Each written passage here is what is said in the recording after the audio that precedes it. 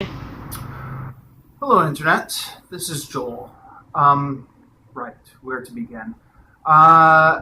So, I guess I should start by talking about practicing Vietnamese. I've been living in Vietnam for over a year and just hadn't learned any Vietnamese at all. Mostly just because I didn't want to. I was lazy. I wasn't interested in it. I didn't really need it living in Ho Chi Minh City and working as an English teacher. I could get around town fine without it.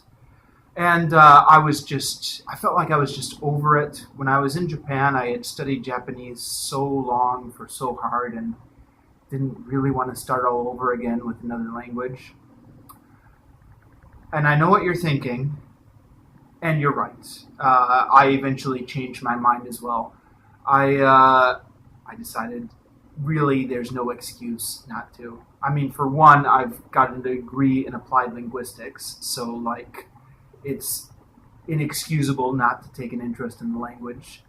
I'm pursuing a career in second language acquisition, and so the idea that I'd spend this whole time in the country and not even bother with the language of the country was pretty hard to defend.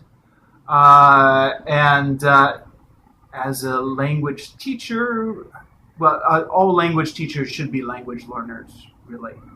Now, I'm not a particularly good language learner, but maybe that's all for the best. They say sometimes like the best teachers are the worst learners because like they know what it's like to try really hard and not learn something. I don't know, in theory, maybe. So anyways, after a year of not studying Vietnamese at all, I decided to give it a go. Their Duolingo now has a Vietnamese. There was some debate around the office about how effective Duolingo was.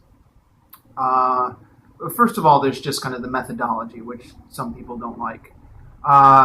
Second of all, it's the Vietnamese version is still in beta, so like maybe there are some mistakes. I don't know.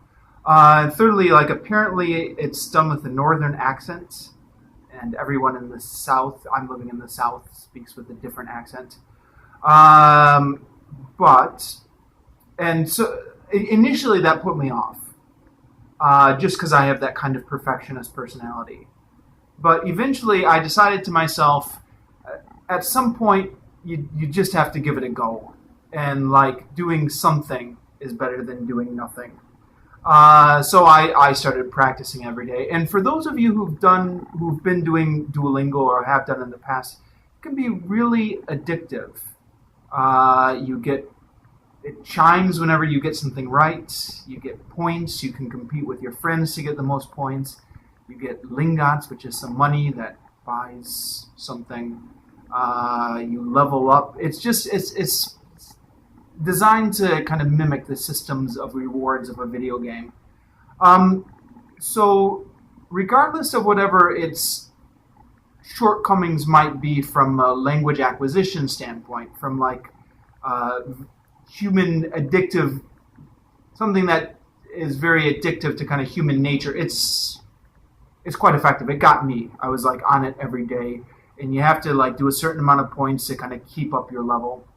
And then I started doing Quizlet as well to review the words I was using. And I started reviewing a lot on Quizlet and also reviewing a lot for the Duolingo, which meant I was